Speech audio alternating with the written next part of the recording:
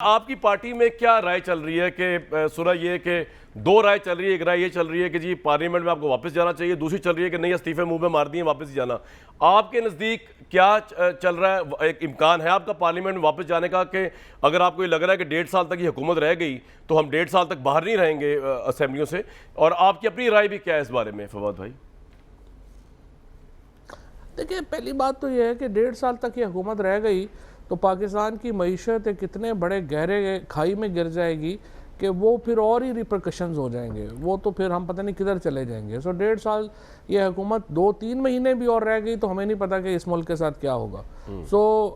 ये राय कि हमें असम्बलियों में वापस जाना चाहिए, ये इस बात के तहत है अगर हुकूमत इलेक्शंस की अनाउंसमेंट की डेट दे देती है।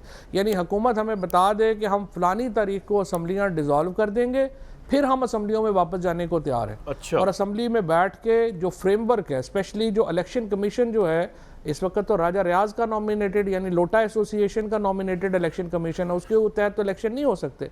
लिहाजा जाहिर है कि अच्छा फवाद भाई, अगर आपको डेट कोई भी मिल जाए, कोई भी, क्योंकि आपके मतलब खबर ये आई थी कि आप उन दानिशमंद लोगों में से थे जिन्होंने ये प्रपोजल दिया कि चलें जी आप 7-8 महीने या 6 महीने का फ्रेमवर्क भी दे दें इलेक्शन का तो उसके ऊपर भी तहरीक इंसाफ मान जाएगी। तो ये प्रपोजल अभी भी है आपके जहन में कि अगर 6-7 महीने का भी मिल जाए प्रपोजल, बजट वगैरह दे दें, 6 महीने चलें दे देते हैं तो, और कोई डेट दे दें अभी उसकी 6 महीने बाद की इलेक्शन की, तो आप एग्री हो जाएंगे और पार्लियामेंट में भी चले जाएंगे। फिर उसके बाद ऑब्वियसली आप ऑपोजिशन लीडर भी आपका वापस आ जाएगा, राजा रियाज साहब हट जाएंगे और बाकी के इंतखाबी इस्लाह दूसरे मामलात में भी आपका फुल कंट्रीब्यूशन होगा। 6 महीने की डेडलाइन काफ़ी है आपके लिए अगर दे दी जाए? नहीं, देखिए ना, अगर आपने 6 महीने की डेडलाइन देनी है तो इसका मतलब यह है कि आपको असम्बलियाँ तोड़नी है फिर जाके अगस्त में या सितंबर एंड में, वो बड़ा देर हो जाएगी। प्रॉब्लम क्या है, इन्होंने अपने काम अपनी तरफ से तो चलाकी करके करा लिए हैं कि इलेक्शन कमीशन भी राजा रियाज की नॉमिनेशन से लगा लिया, पहले अपोजिशन लीडर लगाया एक लोटे को, उससे फिर आपने इलेक्शन कमीशन बनवा लिया, अब आप कह रहे हैं चेयरमैन नैब भी आपने ख़त्म करके आप कह रहे हैं चेयरमैन नैब।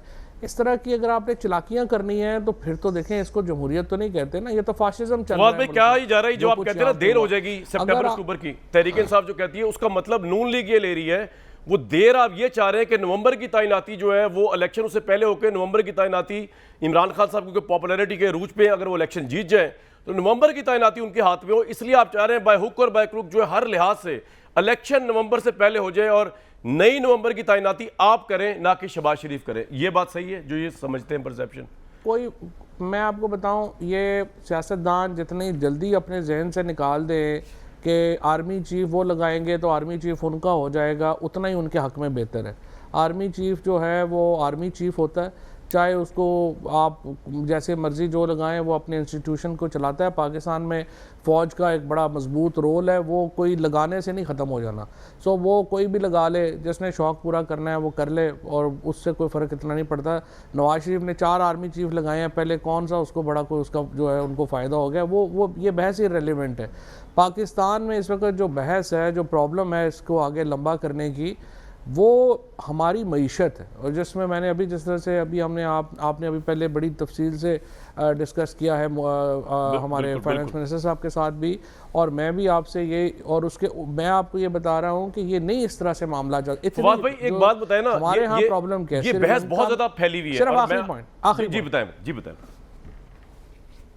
जी फवाद साहब।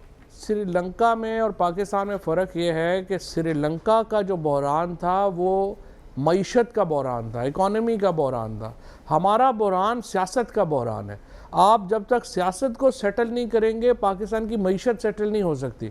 और अब मईशत की सेटलमेंट इतनी ख़राब हो गई है कि अगर ये सियासी बहरान जारी रहता है और ये जिस तरीके के स्टेटमेंट्स हमारे राना सनाउल्लाह और ये बाकी लोग जो दे देते हैं, जिससे सोसाइटी डिवाइड हो रही है बहुत ज़्यादा, पाकिस्तान की मईशत जो है वो और बहुत ख़तरनाक जगहों पे चली जाएगी। ठीक है, लिहाजा आपका, हमारा, आपका और इवन नून लीग का और इवन पीपल्स पार्टी का इंटरेस्ट ये है, जो भी अक्लमंद लोग हैं ना नून लीग में, पीपल्स पार्टी में, जो आप लोग आप तो मिलते रहते हैं उनसे, अक्लमंद लोग उनकी पार्टी के भी ये कहते हैं कि ये स्टुपिडिटी है इस हुकूमत को इस तरह से चलाना। सर पॉइंट आ गया फवाद भाई, सवाल आपसे काफ़ी है और आपके पास वक्त कम होता है। मुझे ये बता दीजिए, आपने कहा कि जी हम असेंबली में जाने को तैयार हैं, अगर ये एक इलेक्शन का एक हमें डेट दे दें, तो मेरा उसी से सवाल निकला है कि चलें पुट इट दिस वे कि अगर ये कहें कि जी हम नवंबर तक हुकूमत करेंगे और उसके बाद ये हुकूमत छोड़ देंगे और उसके बाद नवंबर के अंदर एक सेटअप आ जाएगा केयर टेकर, लेकिन नवंबर तक ऑब्वियसली तैनाती भी कर जाएंगे अहम तरीन जो है, क्योंकि केयर टेकर तो वो तैनाती कर नहीं सकते।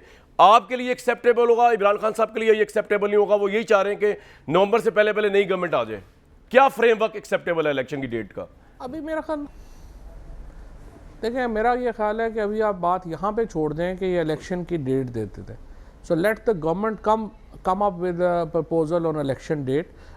इलेक्शन डेट नहीं, असम्बलीज की डिसोल्यूशन डेट, असम्बली की डिसोल्यूशन डेट उनको देने दें, उसके बाद फिर अगली बात करें। तो सर ये 10 तारीख तक ये जो स्पीकर साहब कर रहे हैं अपना अमल, उसके अंदर अगर आप लोग नहीं जाएंगे तो फिर जो तो फ्लोर ऑफ द हाउस पे थे उनका तो इस्तीफा वो शायद मंजूर कर रहे हैं 40 के करीब एमएनएस का।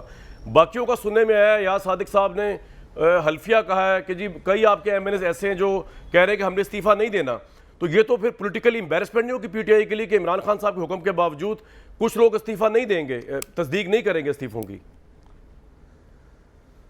देखिए बात यह है कि ये एक नून लीग ने, पीपल्स पार्टी ने, इन्होंने फैसला करना है कि हमने मुल्क को डिवाइड करना है ज़्यादा, या हमने सियासी जमातों के दरमियान भी कुछ थोड़ा बहुत रख रखाव कायम रखना है। ये फ़ैसला तो हुकूमत ने करना है।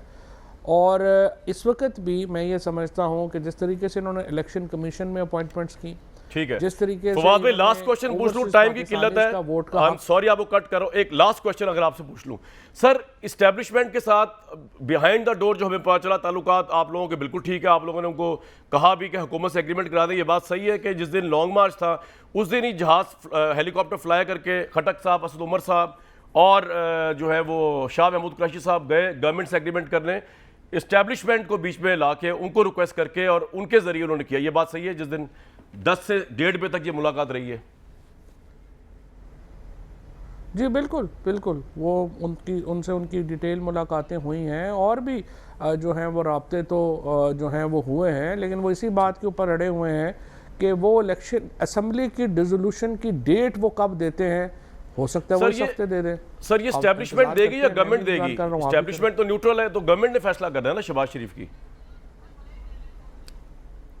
अब देखिए ये डेट तो उन्होंने देनी होती है, अपना ज़ाहिर है हुकूमत नहीं देनी है, लेकिन तमाम इदारों की भी ख्वाहिश। चले शुक्र है आप अभी भी एस्टेब्लिशमेंट पे बिलीव करते हैं। फवाद भाई बहुत शुक्रिया